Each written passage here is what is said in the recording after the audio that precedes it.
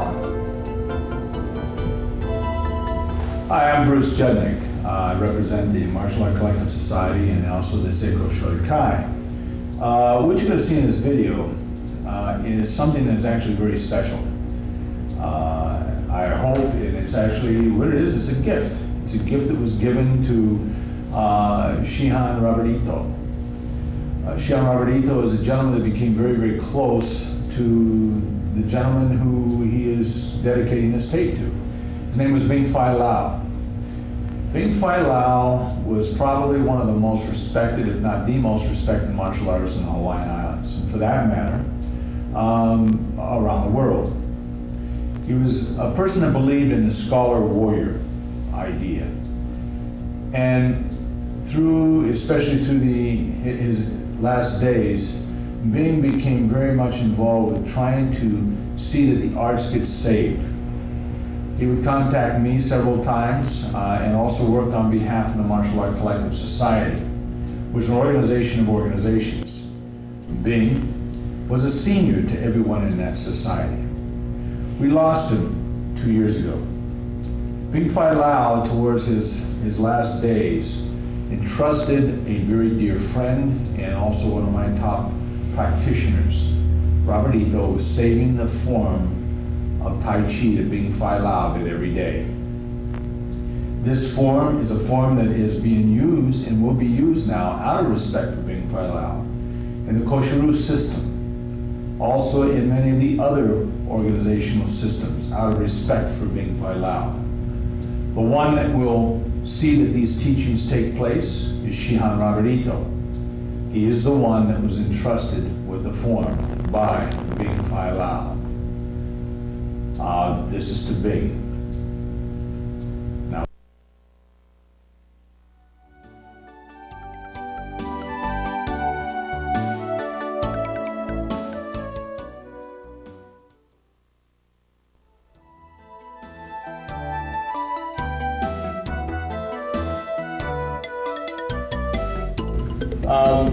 the purpose right now of the discussion you're about to hear is a little bit about Bing Phai Lao and Shihanito's dealing with him. So what I'm going to do is I'm going to ask Shihanito some questions and he'll answer them. And Shihanito. Yes, sir. When you first met Bing Phai Lao, what was the conditions, or how did you meet him? Actually, we had gone to Hawaii initially to meet with him, but we also went to Hawaii to visit the School of Self-Defense, where Matosi had originally started his classes, his self-defense classes. And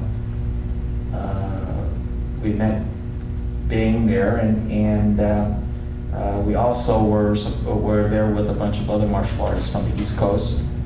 And we went and visited other historical sites with where Henry Okazaki was buried and so on, Okay, and Thomas Young. What was your feelings when you met Bing Phai Lao? What did you see in him? To me, it was kind of a unusually special energy that I kind of felt with him. We actually kind of hit it off pretty well, and I felt very comfortable around him. I was in awe of him, but I felt very comfortable around him. What were the things that, in your mind, that Bing Phai Lao would have liked to have impressed upon the rest of the martial arts world? So if he was around today and he could just speak freely, because you know one thing about Bing, he would never speak out of turn. He's not like me. But if he could have just spoke his mind, what do you think he would have told all martial artists? I think that he would like for all martial artists to unite in some manner, unite and to get into a study and a practice where you show a lot of respect for the past and experiences of the arts and the people that were responsible for keeping it alive, and to not forget where all this came from. The form that we're about to see, which from what I understand is the first section of a 3-section form. Where did you learn that at? We originally learned that in Kauai. We were at a weekend in Kauai, and we were talking about actually we were in the bunkhouse, and we were talking about a form that was done earlier. And actually,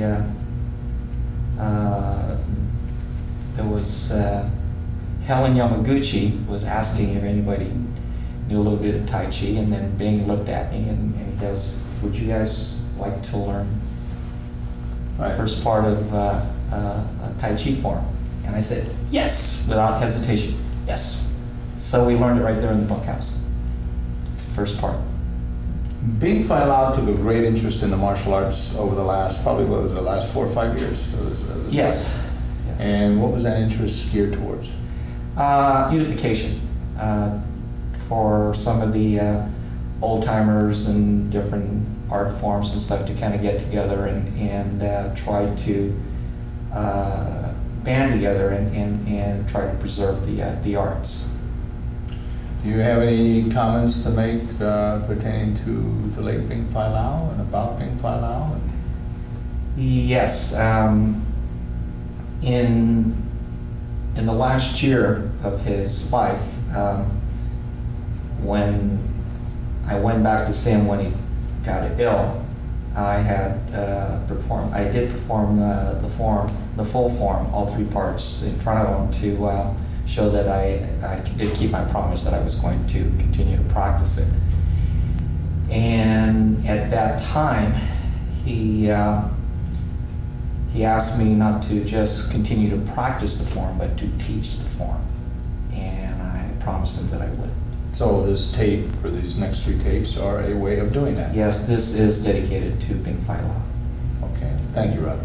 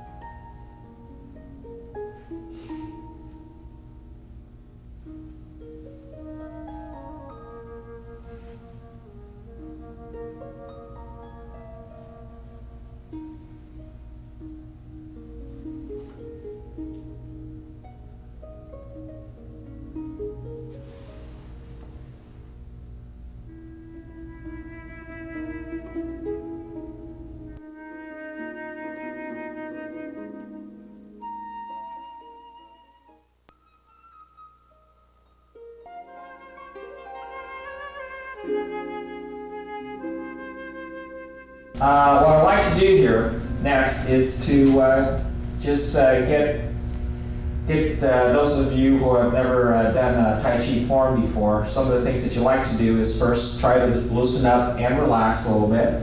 When you start the form, you want to keep all your limbs slightly bent and relaxed as you go through. When you step to the side from here, you want to come down very slightly and then inhale as you bring your arms up and exhale as you bring your arms back down. Now you can do this as an exercise by itself, which is the first movement in the form. It's called commencement. Commencement. Now, right from there, there's a lot of movement in between each technique or each direction that you're going. And you'll have a tendency to move or rock a couple of times as you go into your next movement. So if you step into commencement from here and exhale from here, our next movement is called warding off. Now, to do that, I have to shift my body at least 2 times before I can get going into my next movement. To do this from here, coming down, I bring my arms up like I'm carrying a beach ball. I bring my left leg up and then step forward. Warding off is like a parry.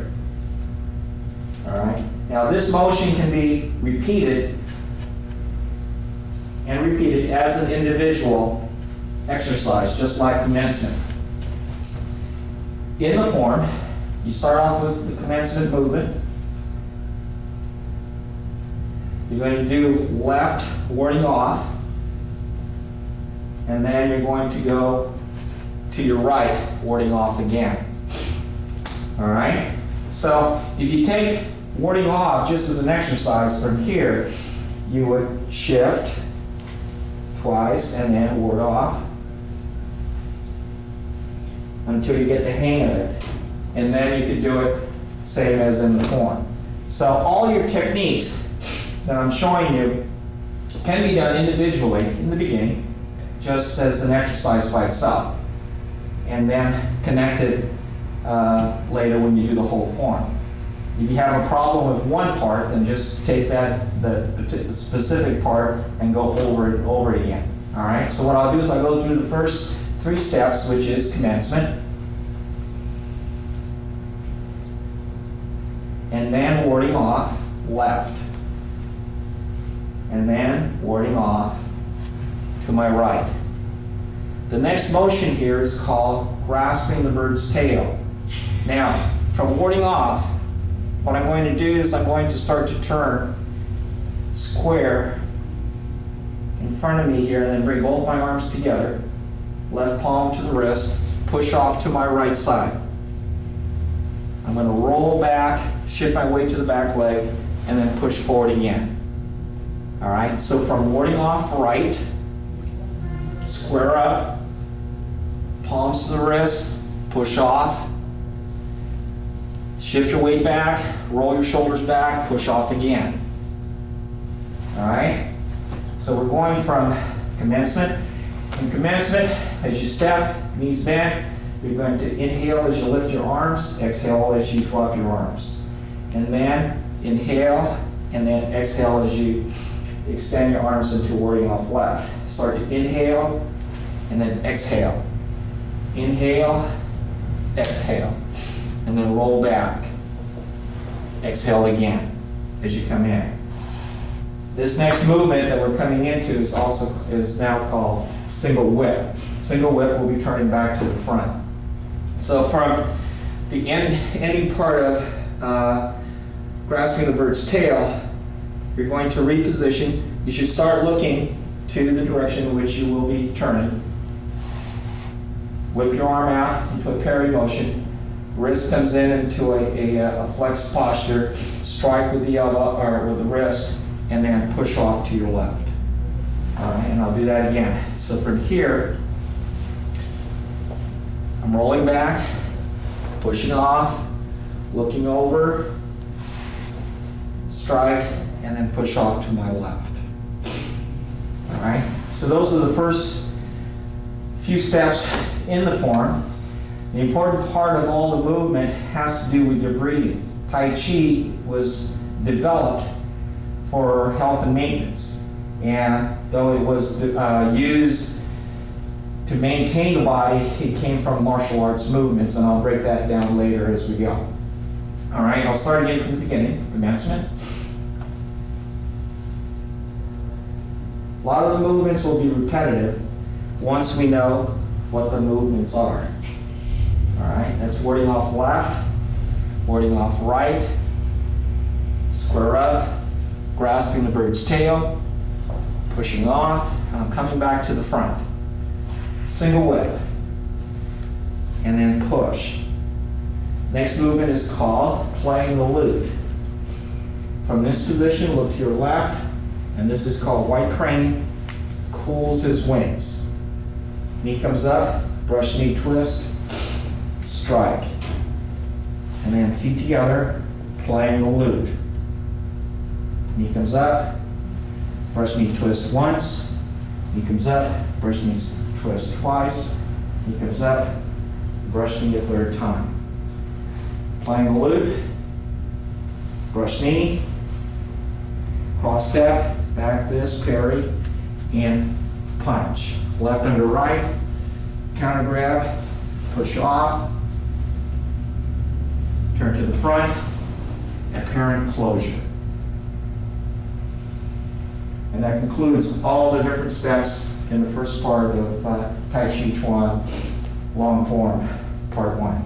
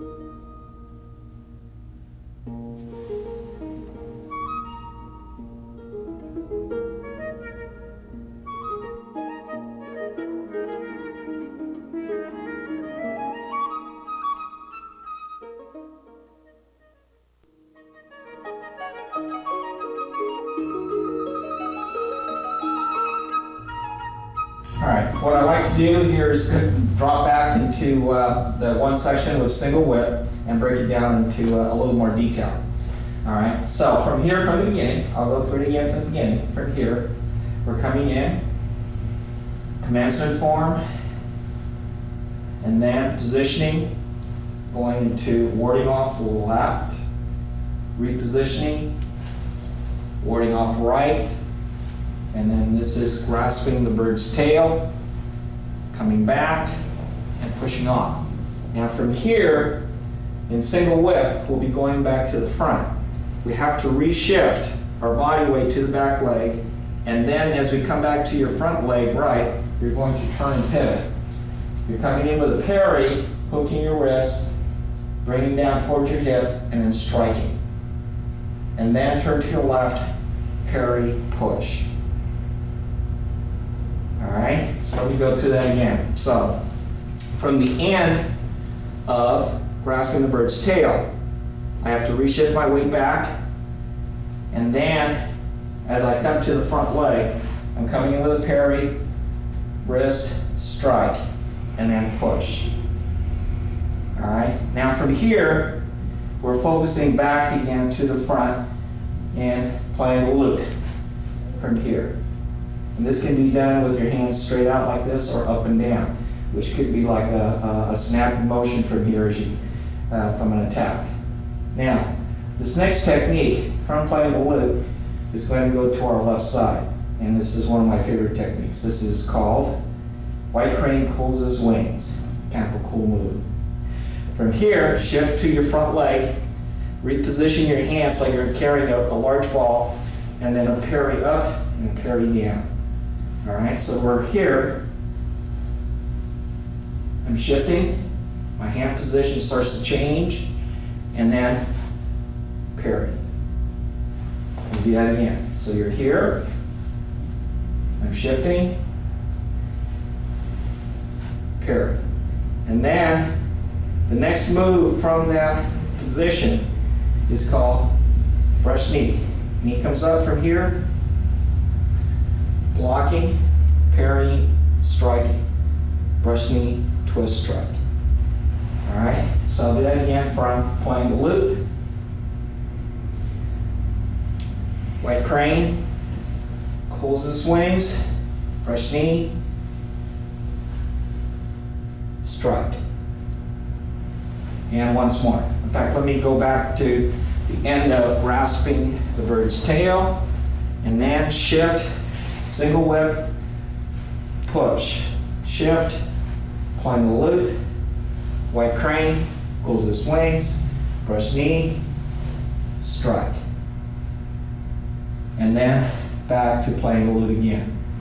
Now, the rest of this part here will be repetitive using brush knee, twist, and then coming into a back fist, cross step, parry, and punch.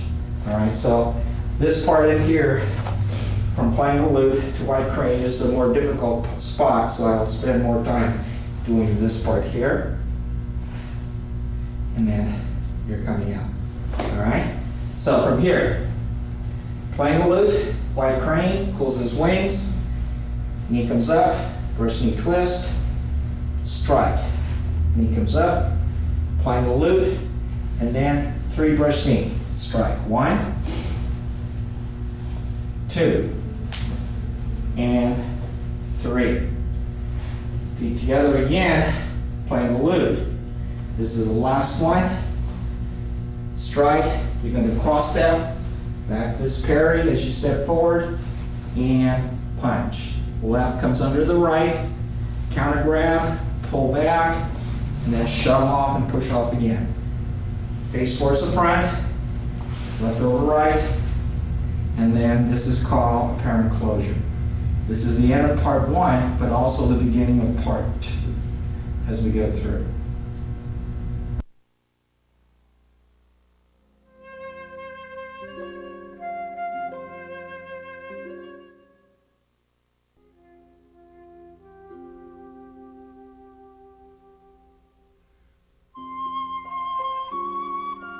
What I'd like to do next here is to perform the same form again in a different angle. So I'll start off facing in this direction and go through it, and I'll talk myself through the whole thing. All right. From here, relax, step to the side. You're coming up, inhale, exhale, start to shift, and then warding off. Shift again, warding off to the right, coming back, grasping the bird's tail, roll back, and push off. Shift, single whip. Shift, playing the loop, turn to your left, white crane cools his wings into brush knee. Feet together, applying the loop. Knee comes up, brush knee once, brush knee twice, brush knee a third time. Feet together, applying the loop, brush knee, cross step, back fist, parry, and strike. Left under right, counter grab, pull back, push off, turn to the front, feet together, crossing right over left, apparent closure.